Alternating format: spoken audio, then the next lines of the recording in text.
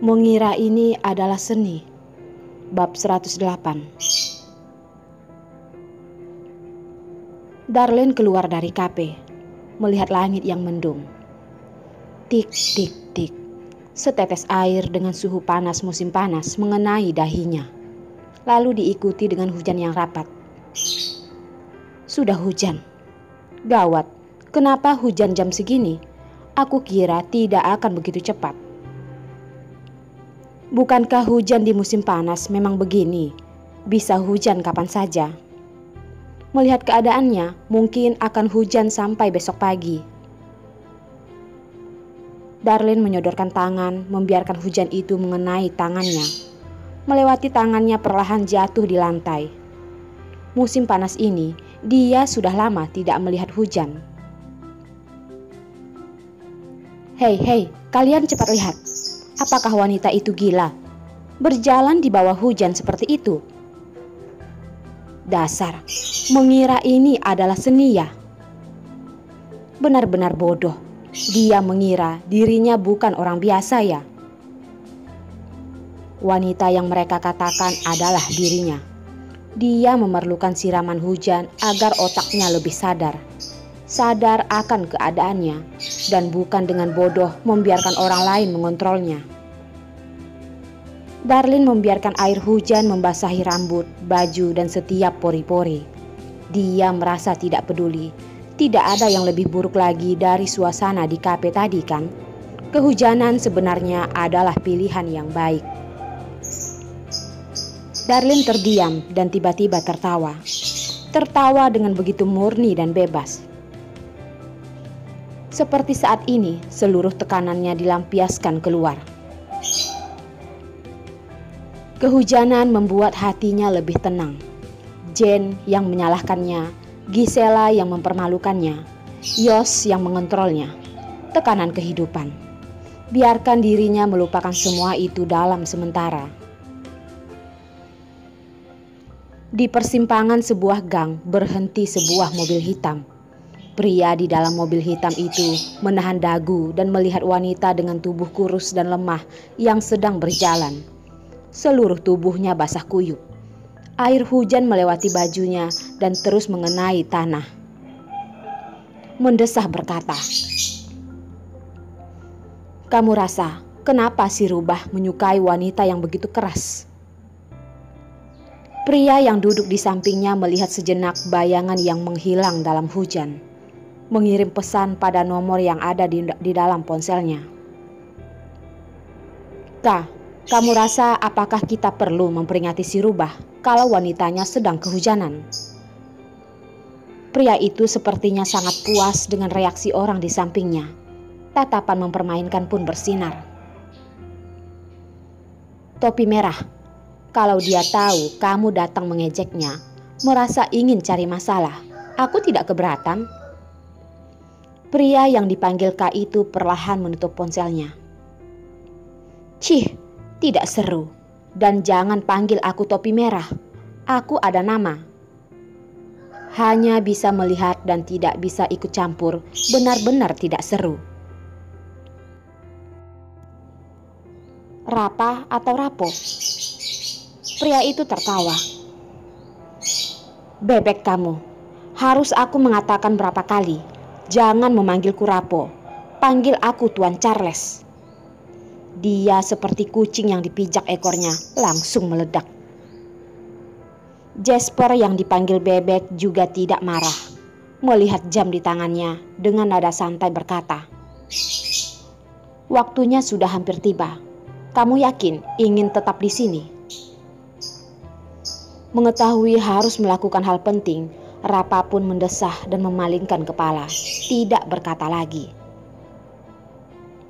Kak yang menjengkelkan. Tunggu saja, dia sudah mencari tahu. Wanita dengan rambut merah kan? Jangan salahkan dia menggunakan caranya. Orangnya sudah keluar. Rapa pun menyimpan ekspresi kesalnya dengan wajah serius dari balik jendela mobil. Melihat banyak pria paruh baya yang memakai jas hitam keluar dengan penjagaan bodyguard dan langsung masuk ke sebuah mobil. Dia menepuk tempat duduk supir dan berkata, Ikuti. Darlin, dasar, benar-benar kamu ya. Apakah otakmu tersendat pintu? Perlina menggunakan payung dan langsung menarik Darlin. Melihat Darlin yang basah kuyup, dia sangat ingin mengetuk kepalanya. Apakah di dalamnya kosong? Perlina, kenapa kamu ada di sini? Darlin dengan heran melihat teman baiknya. Nada Perlina tersendak. Dengan percaya diri berkata, Aku tentu saja lewat sini. Melihat ada orang bodoh yang sedang kehujanan, aku masih heran itu siapa. Tidak menduga itu adalah kamu si bodoh ini. Dia tentu tidak akan mengatakan kalau Jasper yang mengirim pesan kepadanya. Awalnya dia tidak percaya, tapi di luar memang hujan. Akhirnya dia pun khawatir dengan Darlin. Tidak menduga Darlin benar-benar kehujanan. Hehehe, kehujanan sebenarnya sangat segar kok. Bagaimana kalau...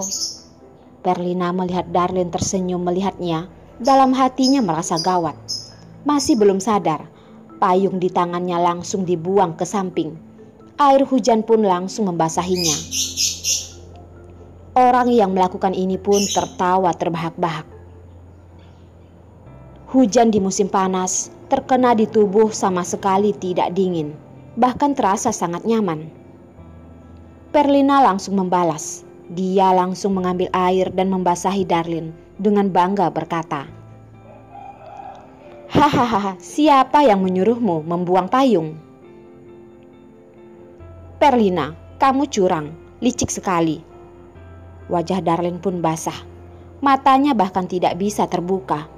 Mengangkat tangan dan menghapus airnya. Melihat Perlina yang juga basah kuyup, rambut merah itu juga menempel pada tubuhnya. Bentuk kepalanya terlihat jelas. Saat ini giliran dia yang memegang perut dan tertawa terbahak-bahak.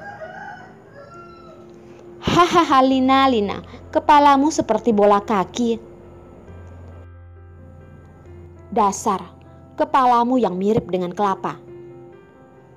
Perlina menyadari bentuk kepalanya terlihat.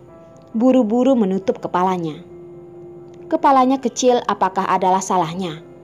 Adalah kekurangan di dalam hidupnya yang sempurna. Sayangnya, kerangka kepala tidak bisa ditambah. Lucu sekali, Perlina. Warna rambutmu sudah mulai memudar. Darlin pun menyadari hal lucu dari Perlina. Dia selalu mengira rambut Perlina itu dicat. Ternyata setelah disiram air hujan, langsung hilang. Dasar, kamu masih berani bilang ya, ini semua karena kamu. Aku barusan dengan tidak mudah menjaganya semalam setengah tahun. Cepat naik ke mobil. Masih ingin aku mengikutimu dipermalukan di sini ya? Perlina berkata seperti itu, tapi melihat air hujan di lantai yang bercampur dengan warna merah, dia juga ikut tertawa. Mereka berdua seperti orang bodoh yang sambil kehujanan sambil tertawa. Terkadang saling memukul dan bermain. Orang di sekitar sepertinya juga tertular dengan kebahagiaan mereka. Sebenarnya hujan juga tidak seburuk itu kan? Selain itu, dua pria yang kehilangan orang yang diikuti awalnya perasaan mereka sangat buruk. Tapi melihat dua bayangan di jalan pun berkata, Kak, apakah dua wanita itu tidak gila? Jasper juga melihat Perlina yang juga ikut tertawa dengan Darlin. Tatapannya terlihat sangat bermakna dan dengan tidak sungkan berkata, Topi merah, dengar-dengar kamu bukanlah pria. Sekarang aku sudah mengerti. Siapa yang bukan pria? Apakah si brengsek itu yang mengatakannya padamu? Si imut pun marah. Marah? Jasper berkata, jangan lupa betapa Yos melindungi kalajengking itu. Si rubah langsung berubah menjadi topi merah. Kalajengking si rubah selamanya hanya ada satu, adalah wanitanya.